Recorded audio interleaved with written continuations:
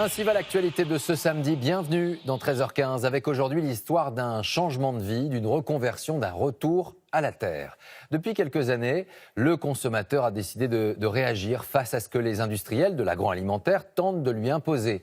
Le pain s'est retrouvé, comme d'autres produits, otage d'une surconsommation standardisée. À la clé, moins de qualité, moins de saveur. Laure et Reynald ont choisi de devenir paysans boulangers. Ils se sont installés près de Dijon, à Montlieu et Courcelles. Ils ont converti leurs terres aux céréales bio. De leur culture est né un pain à l'ancienne qui rêve de redevenir le pain d'aujourd'hui. Reportage Leslie Benzaken, Maxime Souville, Octave Sangoul.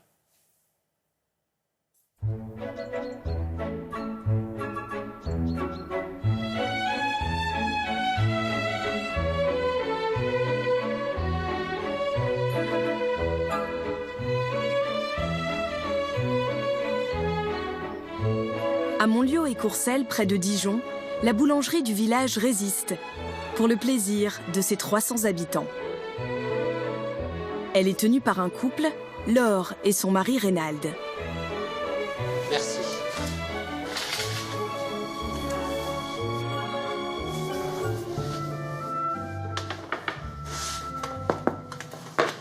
C'est juste pour vérifier si la cuisson est suffisante à l'intérieur. Donc il faut que ça sonne bien sec. Là, après, c'est juste être un petit peu sensible à l'oreille, quoi.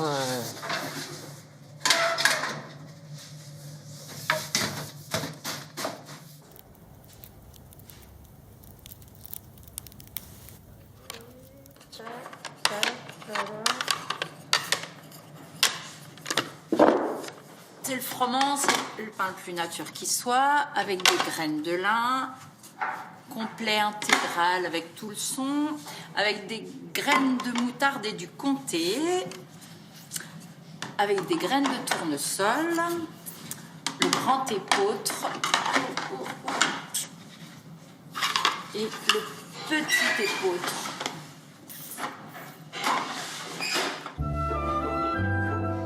Les boulangers n'ouvrent que 2 jours par semaine. Les fidèles se sont passé le mot. Pour être sûr d'avoir du pain, mieux vaut venir dès l'ouverture, à 17h. On est souvent les premiers. Quand ils ont repris, quand ils ont repris après les vacances, le monde. Ah oui, déjà, oui, après les vacances, il y avait vraiment du monde. Mais enfin, il y a beaucoup de monde. Allez-y, vous pouvez rentrer. Monsieur Presso, bonsoir. 2 épaules. Monsieur, bonjour. Oui. Est-ce que vous voulez qu'on les tranche? Non. Ça fera 31,59 s'il vous plaît. Alors je vais prendre un hantide, Oui. un épeautre Oui. et 2 petits épeautres. D'accord. Et tout tranché. Ça fera 3,31 s'il vous plaît. Les clients achètent du pain pour la semaine, car il se conserve bien. Prenez le temps de... Laure et Reynald découlent près de 300 miches en 2 heures de vente. On achète le pain et on a une petite dégustation, là. C'est bien agréable. C'est le moment du goûter, ça tombe bien. Oui, c'est vrai, c'est l'heure. J'ai l'habitude de goûter, alors ça me va très bien. Tout ce que j'ai pris jusqu'à maintenant, j'ai bien aimé. Alors elles sont comment ces tartines, mesdames? C'est bon. Jusqu'à maintenant, c'est celui-là qui m'aide le mieux. Moi, j'ai des gros problèmes d'estomac, donc je sais que de manger ce pain-là, ça m'a bien aidé. Et on en mange moins. Et on en mange beaucoup moins. Effectivement, on a une cliente qui venait du Nord. Elle mangeait plus de gluten depuis 2 ans. Elle a acheté notre pain et elle a pu en remanger normalement. Elle nous a renvoyé un mail et régulièrement, quand il passe par ici, elle s'arrête. Bon, alors c'est un exemple, c'est pour elle, ça ne veut pas dire que c'est vrai pour tout le monde, mais voilà, il y a apparemment des dispositions pour que ce soit plus facilement assimilable. Voilà. 40. La recette de leur succès, c'est que tout est fait sur place. Oui, c'est ça, c'est ça. On va y arriver. Bonne journée. On sait que c'est des céréales qui sont produites dans le coin, c'est local. Et on sait comment c'est fabriqué, il n'y a pas des rajouts dans les farines. sais pas trop comment elles sont faites chez certains boulangers. Je dis pas que le pain ailleurs est mauvais, hein, mais là, en tout cas, on a l'impression de manger du meilleur pain. Merci. Un petit épaule. Un petit épeautre. Laure et Reynald sont paysans boulangers. Ils fabriquent leur pain de A à Z, de la moisson à la cuisson.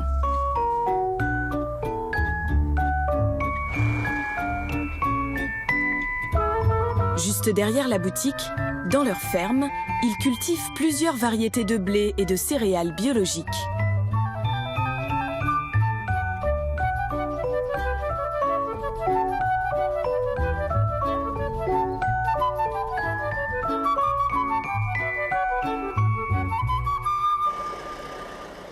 Au mois de septembre, Reynald décortique les céréales moissonnées au début de l'été. Il en revend une partie à une coopérative. Le reste, c'est pour la boulangerie.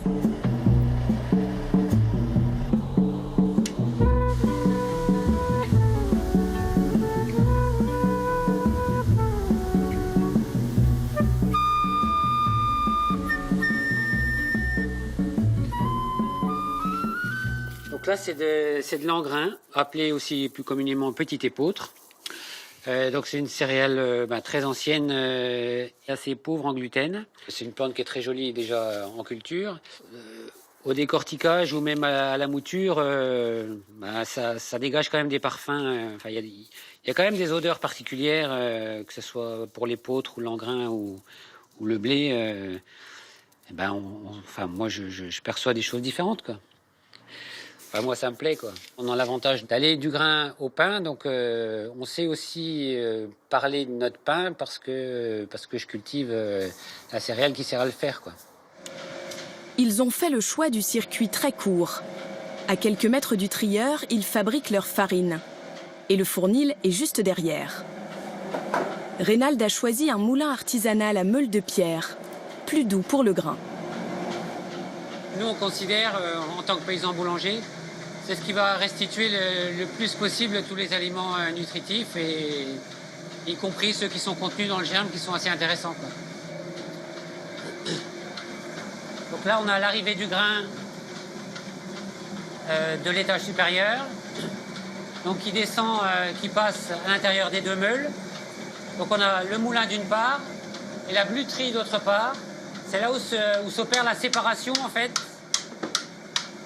La séparation entre la farine, donc qui est tamisée, qui passe à travers, qui descend en fond et qui va à l'ensachage, et toutes les parties plus grossières, donc le son qui est dévié, qui reste à l'intérieur du tamis, et qui est dévié ici, et qui ensuite retourne en alimentation animale. Là, je suis en train d'écraser de l'engrain, justement. Là, on voit vraiment la texture plus jaune et une texture plus soyeuse. Dans les grains, il y a du carotène. C'est ce qui donne la couleur à la farine. Et on retrouve cette couleur jaune aussi dans la mie, une fois que le pain est cuit. Quand, avec Laure, vous avez décidé de lancer ce projet de boulangerie, pourquoi vous avez décidé de maîtriser toutes les étapes de la production? En fait, moi, j'ai choisi ce métier d'agriculteur pour produire des denrées qui servent à nourrir l'homme, quoi. Et dans ce cheminement que j'ai eu, j'ai voulu continuer de produire quelque chose, mais pour des gens d'une manière beaucoup plus locale, quoi. Et donc de leur proposer le produit jusqu'au bout, quoi. De leur proposer le produit final, quoi.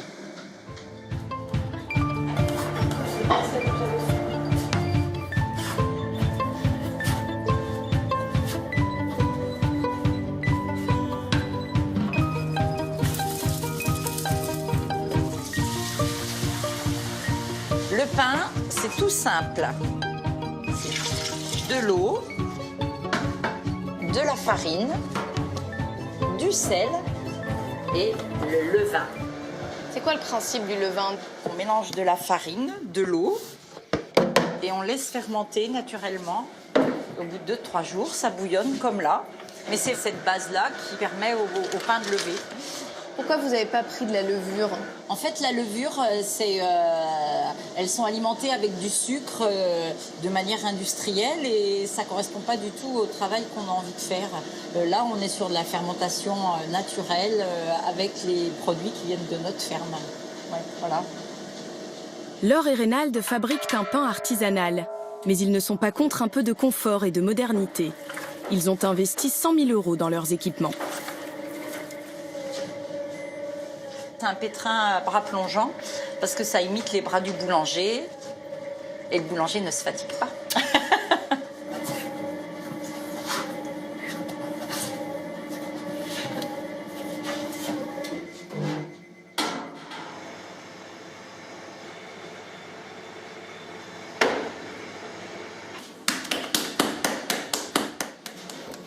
C'est un geste qui sert à quoi? Donc là, on appelle ça faire des rabats. Et ça permet de retendre, de redonner de la force à la pâte. Moi, c'est pas du tout le vocabulaire technique, mais j'aime bien dire ça retend la peau un peu du pain. Et maintenant, la pâte, elle va attendre qu'on la détaille demain matin. Voilà. Demain matin, Laure façonnera ses pains. Elle les fabrique en 2 jours. C'est moins fatigant et surtout ça libère les arômes dans la pâte, dit-elle. Comme ils font tout eux-mêmes, ils sont libres de travailler à leur rythme.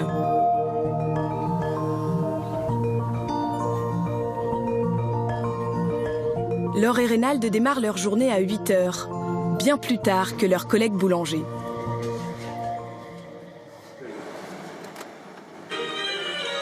Quand on fait des pâtes, on aime bien mettre de la musique classique pour qu'il y ait des bonnes ondes qui arrivent dans nos pains.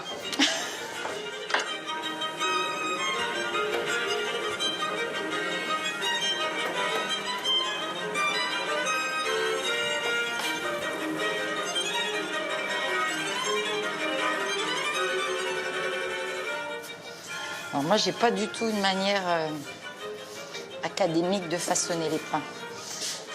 Les boulangers qui me voient façonner disent « Mais qu'est-ce qu'elle fait ?» Laure n'a pas toujours été boulangère. Dans son ancienne vie, elle dirigeait la MJC de Châtillon-sur-Seine, la ville d'à côté. Il y a 10 ans, elle quitte son poste pour être un peu plus présente à la maison et pour s'occuper davantage de ses 4 enfants.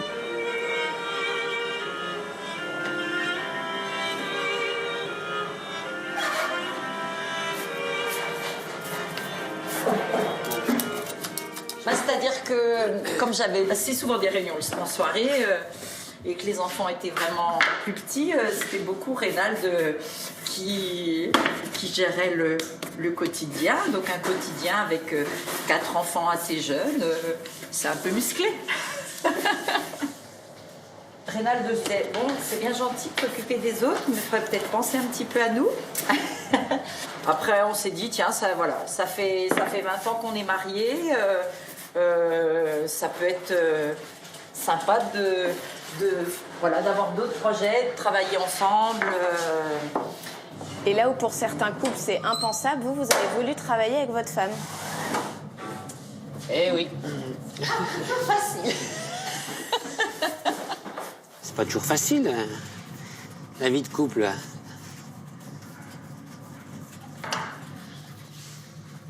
Il y a toujours plein de défis à relever. Certains jours, c'est très électrique.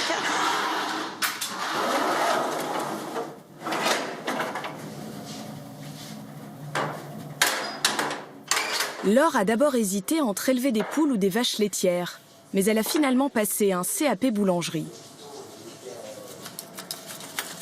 Qu'est-ce qui vous a plu dans le fait de faire du pain? C'est de faire avec les mains, quelque chose avec ses mains. Et c'est du vivant. Donc ça se passe pas toujours comme on veut, avec du vivant. Et on est toujours obligé de s'adapter. C'est un peu comme avec des enfants. Il faut composer avec ce qui est là. Et c'est pas quelque chose de tout écrit. Je sais plus où c'est, j'ai plus l'habitude. Laure n'a pas eu de mal à convaincre Reynald de se lancer dans l'aventure.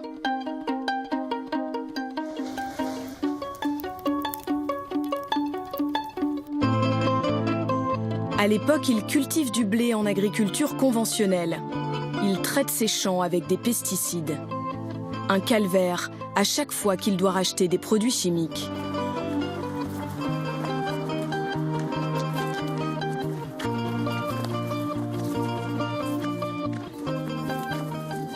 Je disais au technico, bah non, celui-là, j'en veux pas parce que risque cancérigène majeur ou bon, surtout les bidons, ça y est maintenant, mais donc ouais, je faisais attention à ça, quoi. C'était pas les performances du produit en lui-même, c'était sa dangerosité qui m'interpellait, quoi. Et puis c'était toujours compliqué pour moi d'aller effectuer des traitements. J'étais toujours gêné quand il y avait des passants qui se promenaient ou des gens qui passaient à vélo. Ou... Ouais, il y a eu un déclic comme quoi ça pouvait plus. Enfin, je trouvais plus ça raisonnable, quoi. Reynald se lance alors dans l'agriculture bio, non sans crainte. La conversion des terres prend 3 ans et ses rendements vont être divisés par 3. Vous aviez peur de quoi? Peur du regard des autres sur mes nouvelles façons de faire. Ouais, d'être jugé.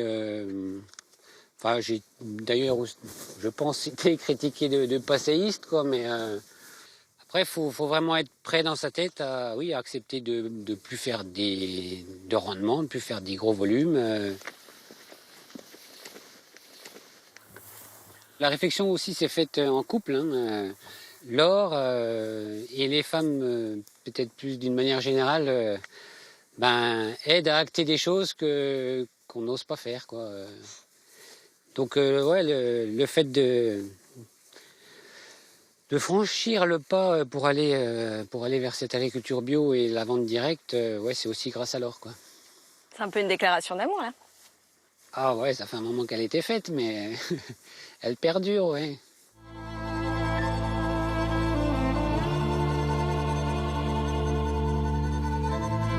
Aujourd'hui, à force de travail et de conviction, Laure et Reynald vivent de leur métier de paysans boulangers. Ils se versent un salaire chacun et ont créé un emploi d'ouvrier agricole sur la ferme.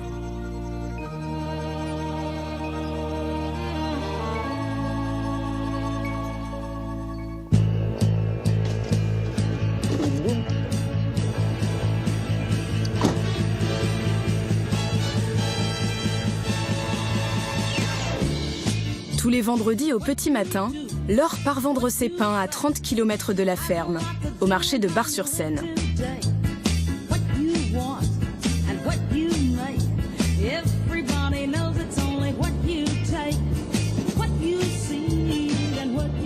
Moi, je suis pas une matinale. J'aime bien le marché parce que j'aime bien le contact avec les clients. Mais sortir de mon lit, j'ai du mal. Peut-être maintenant, ce ne serait pas indispensable par rapport à nos revenus, sans doute. Mais les clients comptent sur nous. Quand on ferme parce qu'on est en vacances, on voit bien qu'on manque. Donc après, c'est une relation qu'on crée avec les clients et puis on est content de les voir.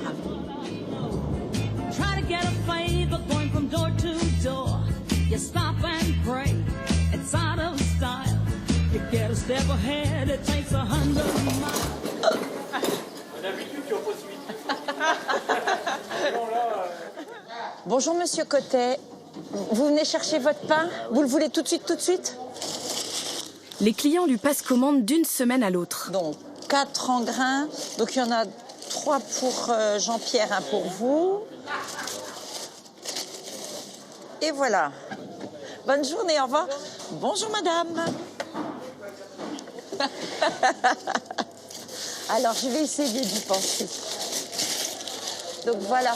Donc, la même chose la semaine prochaine? Oui, vous avez... Mais c'était tombé par terre, peut-être, je sais pas. Merci. Oui, la même chose la semaine prochaine. Bon, Martine, pas de pain. Et la semaine d'après, Martine, oui? Ouais, ça marche. D'accord. Chaque jour de marché, Laure vend toute sa marchandise. À bientôt. Mais ça n'a pas toujours été le cas. Au marché, les 6 premiers mois, le maximum de chiffre d'affaires que je faisais, c'était 60 €. Donc on se disait, et puis en plus on a commencé au mois d'octobre, donc 60 € de chiffre d'affaires quand il y a des hivers où il fait moins 15 sous la halle. Voilà, tu te poses des questions un petit moment, tu te dis est-ce que ça vaut le coup de continuer? On se dit bon allez, on essaye 1 an, on verra bien, et puis après ça décolle. Et souvent, enfin c'est ce que nous on a vérifié sur le marché, les gens ils nous observent un peu, et si on passe un hiver, ils se disent bon ceux-là ils vont être réguliers, ça vaut peut-être le coup d'acheter. Enfin c'est l'impression qu'on a eue quoi. Et après ça a décollé quoi. Qu'est-ce qui a fait que ça a décollé, pensez? Ben, le fait... Enfin, moi, j'aimais bien raconter notre histoire. Donc, dès que quelqu'un posait les yeux sur mon stand, je leur racontais notre histoire, enfin, voilà, le projet et tout ça, tout en disant aux gens que c'était pas parce que je leur racontais qu'ils étaient obligés d'acheter. Enfin, après, chacun... Mais souvent, les gens étaient intéressés, et puis ils ont commencé par acheter, et puis voilà. Puis voilà, on a bientôt plus de pain. La vente directe, c'est pour elle le meilleur moyen de valoriser le travail de l'artisan. Allô madame, j'ai cherché pour le casse-croûte, la petite terrine de foie gras. Et pour son casse-croûte, c'est forcément du local. Allez. C'est pas facile, pas facile, pas facile. Est-ce que pour vous, il y a un côté militant à venir au marché, vendre vos pains, faire plusieurs dizaines de kilomètres pour arriver jusqu'ici? Oui, bien sûr. Enfin, je pense vraiment que si chacun essaye d'acheter directement à une personne qui va vivre de l'argent qu'on lui donne, c'est bien plus intéressant que de donner de l'argent à une grande surface qui va aller nourrir des actionnaires. Ou, voilà, donc oui, je pense que oui, pour moi, c'est militant d'être là. Et voilà, c'est le local qui est intéressant.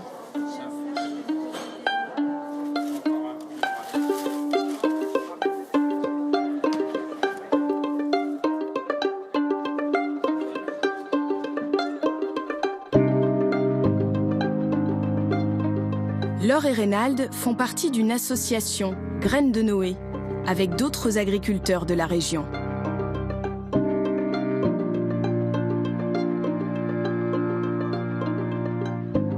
Comme eux, tous les membres cultivent de vieilles variétés de blé et de céréales. Une fois par an, les paysans apportent leurs récoltes. Et ils repartent avec leurs grains battus. Ceux qui débutent ressèment leur blé pendant plusieurs années avant de pouvoir en vivre. Tu mets déjà ta gerbe comme ça, et maintenant, avec ta main droite, tu vas faire petites poignées régulièrement. Des petites poignées, hein, des petites poignées. Voilà.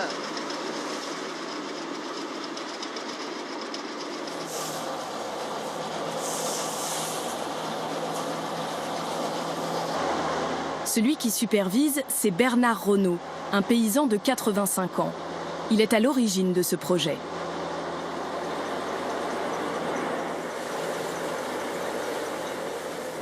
Il y a 20 ans, il a déniché ses semences anciennes dans les conservatoires de l'INRA et il les a cultivées.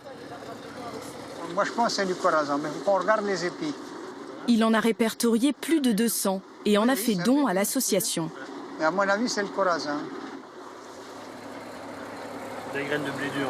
Il y a combien de rangs? Vous voyez, Capelli est plus carré quand même. Hein. Vous voyez, regardez, là, il est plus allongé. Regardez comme il a un épi carré. Vous voyez ce que c'est, hein? Alors que là, il est allongé. Pour moi, hein, on est d'accord. Hein. Bernard, voilà. C'est quoi ce registre-là? J'ai fait des registres d'épis. Et ces registres-là, que j'ai fait pendant plusieurs années, eh bien, je les ai donnés à la sauce. Et puis maintenant, vous voyez, quand on a une gerbe de blé qui arrive, la personne, elle a perdu la variété, ben, il faut qu'on sache, pour ne pas faire d'erreur, et ne pas distribuer ensuite un blé qui... on fausse toute la vérité, quoi. Si même qu'il faut avoir de la rigueur, c'est tout simplement ça, vous voyez. Graines de Noé fournit des semences aux paysans qui souhaitent se lancer dans la culture des céréales anciennes. Ils viennent parfois d'assez loin. Messieurs, bonjour. Vous nous arrivez de Suisse? Oh non, pas tout à fait. De quel coin? Vesoul. Vesoul, Enfin, là, dans Vallée des Clous. Ah oui, d'accord. Comment vous êtes venu là? Il y a longtemps que vous êtes venu ici? Disons, je suis passé en bio en 2015. J'ai mis 10 parcelles de blé collection en D'accord. place. Que tu as cultivé cette année? Voilà. Tu avais des petites quantités? Oui. Combien tu avais? J'avais 1 kilo pour 10 variétés, quoi. Ah, 10 variétés, c'est-à-dire que tu avais 100 grammes par 100 variété. grammes, ouais. D'accord. Tu vois, ça plate. Ouais, mais c'est vrai qu'on là, on redécouvre des trucs, on se dit putain, c'est pas possible que ça existait. Qu'on ait laissé ça. Beau, hein. C'est magnifique, quoi. Voilà, il faut vraiment. Vous êtes un ancien agriculteur conventionnel? On était dans un carcan conventionnel avec une obligation de produire des quintaux pour payer nos charges et tout. Et c'est vrai qu'en 2015, on a vraiment, on a vraiment coupé les ponts avec ce système-là et on s'est réapproprié un petit peu notre métier de paysan, à savoir nourrir les hommes et aussi nos animaux, quoi. En 3 ans, ça y est, on est à fond, on est même plus que dans le bain, quoi. Je ne veux pas dire qu'on est des révolutionnaires, mais quelque part, ouais, c'est bien, quoi. Bernard Renault n'a pas toujours fait la promotion des semences paysannes. Quand il reprend la ferme de son père, juste après la Seconde Guerre mondiale, il fait ce que le pays attend de tous ses agriculteurs, produire toujours plus. En France, en attendant la prochaine moisson, la bataille du pain se fait dure. On a revu les boulangeries fermées et ces attentes interminables. Il appartient aux paysans français de faire un nouvel effort. Et 24 heures sur 24, les tracteurs roulent. Labourer la nuit, semer le jour, dimanche compris, le paysan de France n'épargne rien pour gagner la bataille du pain. Bataille silencieuse mais grandiose. Les Français auront-ils du pain toute l'année? C'est là l'enjeu. Puis la recherche s'en mêle. Dans ses laboratoires, l'INRA commence à croiser les variétés de blé pour les rendre plus résistantes.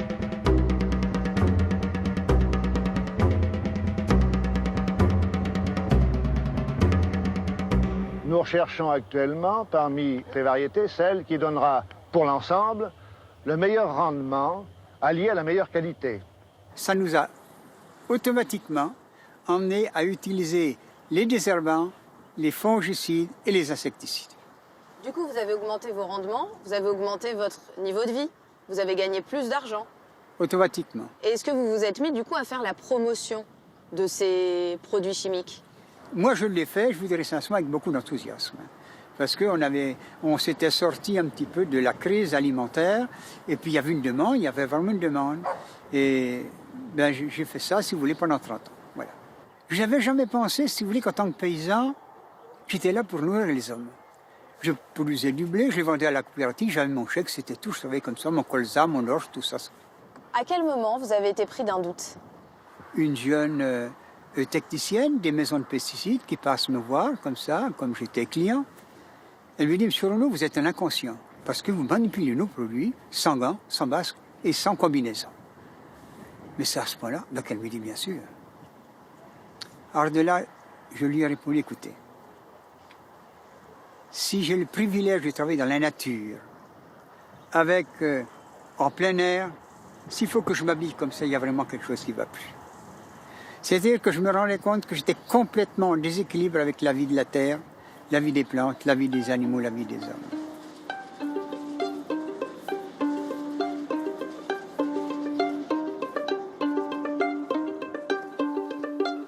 Le fournil, ça va bien. Jeudi, on a eu une super grosse journée de pain. Ouais. Ah bon? Ouais, fatigante. Ouais. Ah bon? Vous avez reçu combien de personnes dans la journée? On ne compte pas le nombre de personnes, mais on a fait 370 pains. Oh. Oui, d'accord, je comprends bien. Aujourd'hui, l'or est rénal, leur modèle fonctionne. Est-ce que du coup, vous pensez que ce que vous avez créé, ça peut se généraliser? Ah ben maintenant, oui. Vous voyez, moi, chaque fois que je viens dans une réunion comme celle-ci, je repars libéré quelque part, parce que bon, je vois que la relève est là, quoi. Parce que c'est pas à nous à faire, c'est que moi, je peux plus le faire. Mais là, quand je vois ça, ça me fait beaucoup plaisir, c'est clair.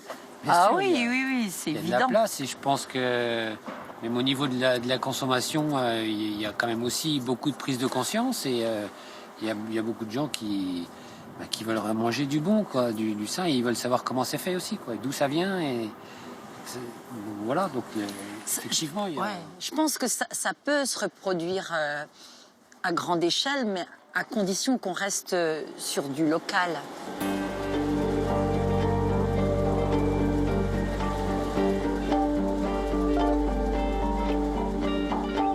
Plus que jamais, les paysans boulangers ont envie d'y croire. Ils ont peut-être entre leurs mains le pain de demain.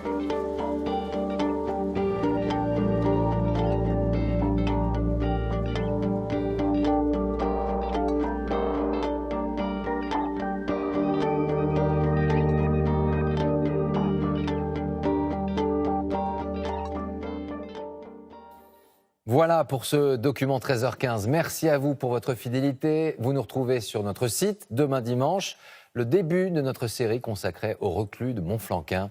À ce soir 20h. Passez un très bel après-midi.